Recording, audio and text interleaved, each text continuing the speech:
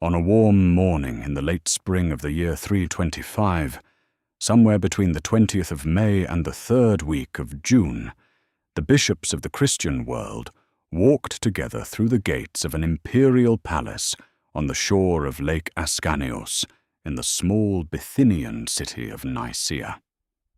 The exact opening date is debated by historians and turns on disputed readings in the ancient sources, but the gathering they were about to enter was unlike anything in the 300-year history of the Christian Church. For the first time, in any place, at any moment, bishops from every region of the Roman Empire, from Spain in the far west to Persia in the far east, from the deserts of Egypt to the forests beyond the Danube, were gathered in one room together to deliberate as a single body. The man who had summoned them, the Emperor Constantine, would shortly enter that same room, dressed in full imperial purple, would seat himself on a low throne, placed deliberately below the level of the bishops, and would address them in Latin, which a translator at his side rendered into Greek phrase by phrase. What happened over the next 2 months in that hall is the central event of the Council of Nicaea, and the central event, in many ways, of the entire first millennium of Christian history. Today, in this 4th episode of our series, we are going to step inside the council itself.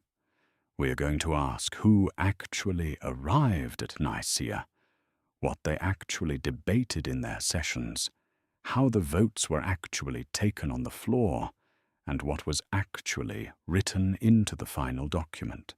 Because the council we remember from later legend, the dramatic confrontation, the slap of St. Nicholas across the face of Orius, the burning of heretical books in the courtyard, is mostly later embroidery.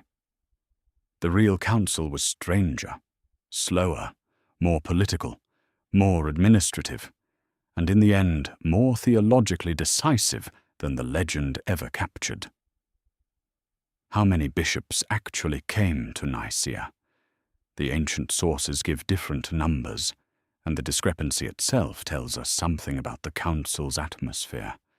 Eusebius of Caesarea, who was personally present, writes in his Life of Constantine that the number exceeded 250 bishops. The more famous traditional number, 318, comes from a slightly later source and is almost certainly symbolic, matching the number of Abraham's trained servants in the book of Genesis, chapter 14, verse 14, a reading that gave the gathering a biblical resonance.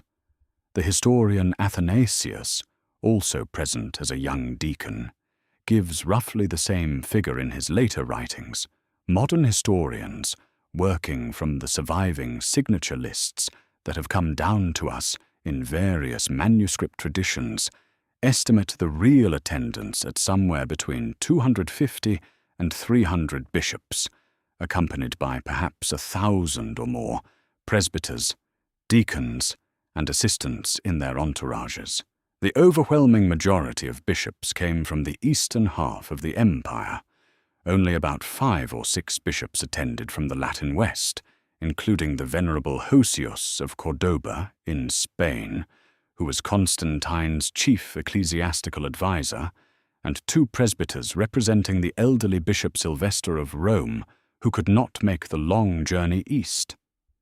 There were also bishops from Persia, from beyond the Roman frontier in Mesopotamia, and from Georgia and Armenia in the Caucasus. Many of these men had been physically crippled in the recent Great Persecution. Eusebius describes seeing bishops with empty eye sockets, with hamstrings deliberately cut, with branded foreheads. They were treated by the emperor with extraordinary deference.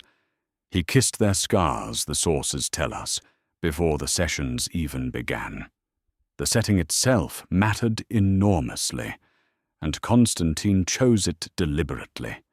Nicaea was small enough to be controllable by imperial security, large enough to host hundreds of guests and their staffs in private homes and inns, close enough to Constantine's own imperial residence at Nicomedia for the emperor to ride in regularly during the council's progress, and located along the main Roman road that connected what would soon become Constantinople to the eastern provinces. The actual sessions were held in the Great Hall, the basilica of the imperial palace at Nicaea. Eusebius describes the scene in vivid detail in his Life of Constantine. 2 long rows of wooden benches arranged along the length of the hall, with the bishops seated in carefully calculated order of seniority and provincial precedence. At the head of the room, a low golden throne for the emperor. When Constantine entered for the opening session, the entire assembly stood.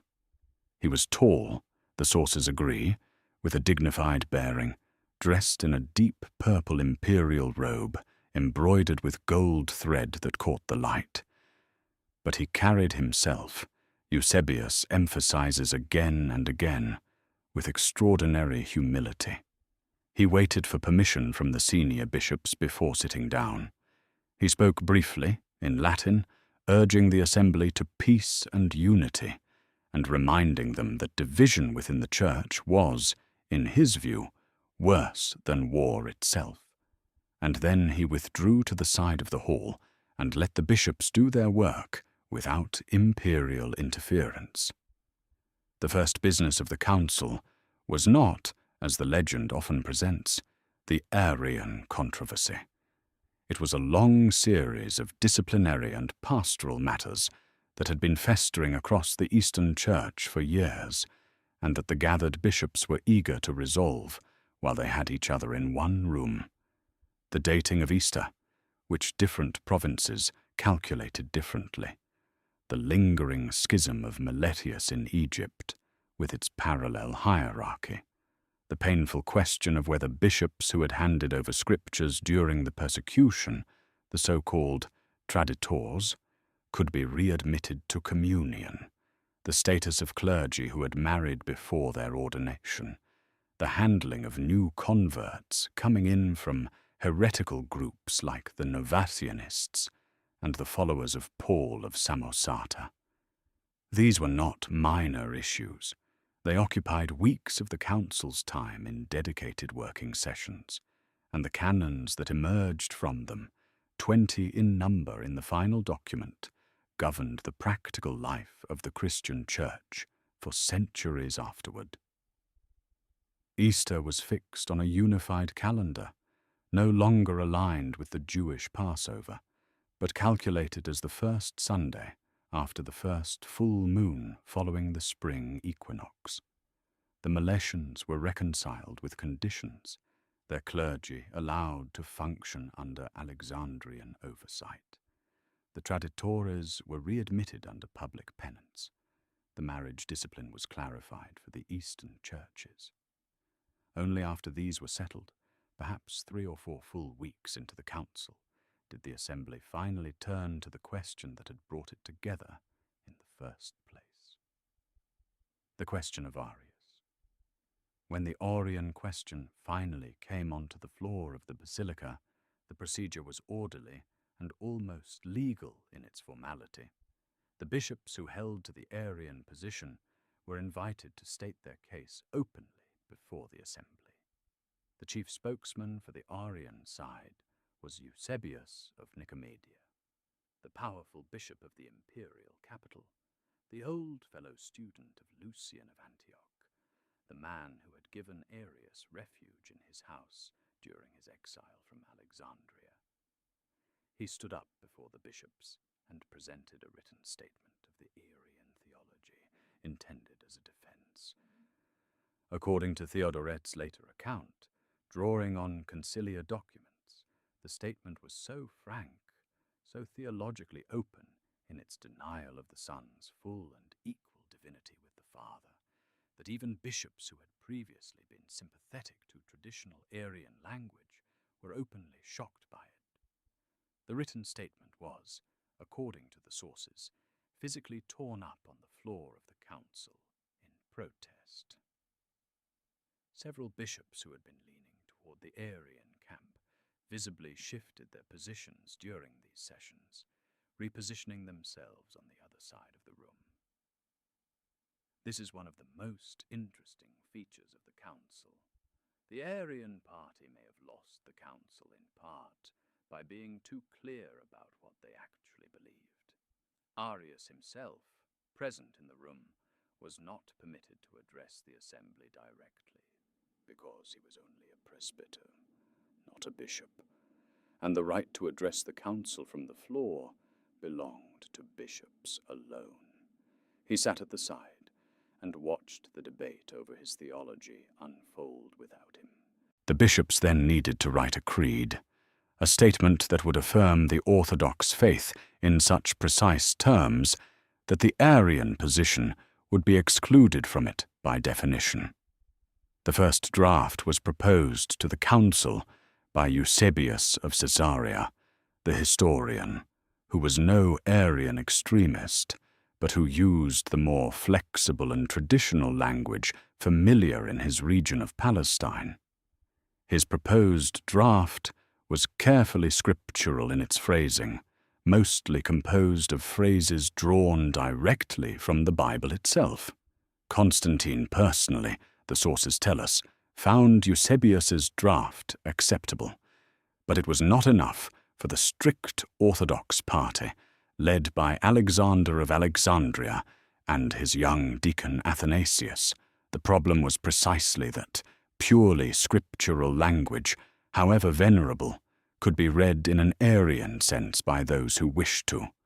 Arius and his supporters were perfectly willing to affirm that the Son was the Word, the only begotten, the firstborn of all creation, the wisdom of the Father, as long as these words could be understood as referring to a created being, however exalted. What was needed was a word, or a phrase, that an Arian couldn't affirm without contradicting himself. And that word, as we saw in detail in the last episode of this series, was the technical Greek philosophical term Homoousios, of the same substance, the same essence, sharing the same being as the Father. The actual choice of the word Homoousios for the final creed is now generally credited, by both the ancient sources and modern historians, to the Emperor Constantine himself. The emperor, advised certainly by Homoousios of Cordoba, and almost certainly also by Alexander of Alexandria, with input from Athanasius, formally proposed the term to the assembly. This proposal has caused enormous discussion and controversy among historians ever since. Did the emperor really impose a technical theological term on the Christian Church by political fiat? The answer, as best the surviving sources allow us to say, is more subtle than the easy story. Constantine almost certainly did not himself understand the technical philosophical weight of the word ousia, or what was at stake in choosing one prefix over another. He was advised on it in detail by Homoousios and Alexander. But he did have the authority, as the chairman of the council and the convening emperor, to put the term formally on the table for a vote. Once it was there, the strict Orthodox party rallied behind it. Eusebius of Nicaea and his closest supporters fought hard against it, arguing that Homoousios was unscriptural, philosophically dangerous, and had actually been condemned at the Synod of Antioch in the year 268 in connection with the heresy of Paul of Samosata. But the political and theological momentum in the room had shifted decisively. The bishops who had been shocked by the open Orian statement, the bishops who had survived the persecution and had no desire to be branded as heretics by an emperor who was finally friendly to their faith, the bishops who simply trusted Alexander and Athanasius personally, gradually fell into line behind the new creed and its new technical term. When the final vote came at the end of those long sessions, the result was overwhelming. Of the roughly 250 to 300 bishops present in the hall, only 2 refused outright to sign the creed: Secundus of Ptolemais and Theonas of Marmarica, both Libyans by birth, both old supporters of Arius from the original Alexandrian Synod 5 years earlier in 320. Arius himself, of course, did not sign, since he had not been permitted to vote in the first place. The 3 of them were formally condemned by the council, deposed from their positions, and exiled by imperial decree to the rough country of Illyricum, along with Arius. Their books were ordered burned in public, and the mere possession of an Orian book was declared a capital offense by imperial law.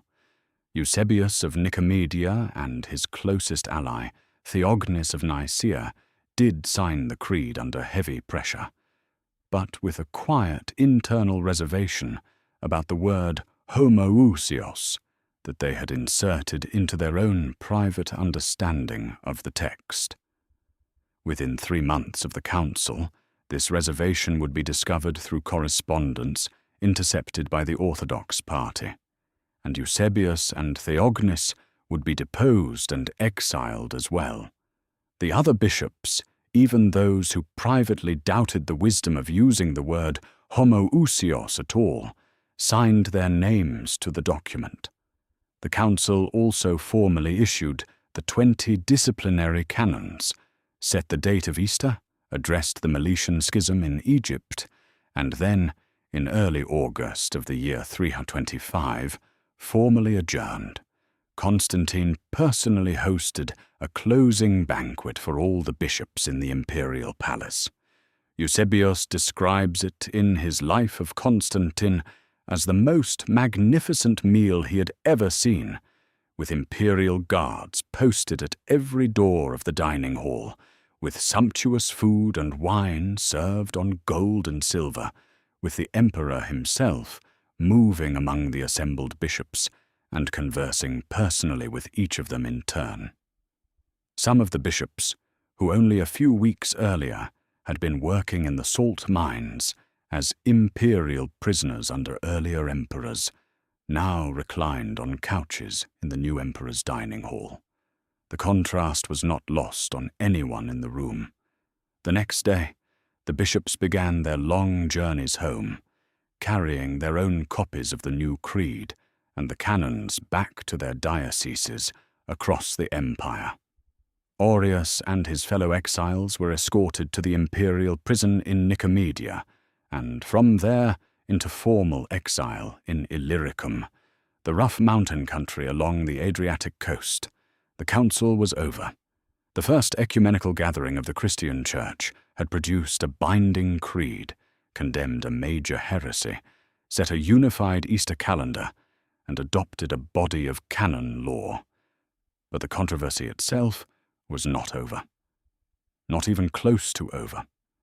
Within 5 years, the emperor would change his mind under new advisers, would recall Arius from exile, and the war over the word Homoousios would begin all over again. This time inside the empire that had supposedly settled it once and for all. The next episode of our series will go through the Nicene Creed itself, line by line, decoding the precise meaning of what those bishops at Nicaea actually wrote into history. But the question to sit with before we get there is this. When the bishops of Nicaea chose the emperor's proposed word over the more cautious, purely scriptural language of Eusebius of Caesarea, what kind of authority did they think they were exercising in that moment? And was the council, in its own moment of decision, even fully aware that it had just crossed a threshold the Christian Church would never afterward be able to step back from?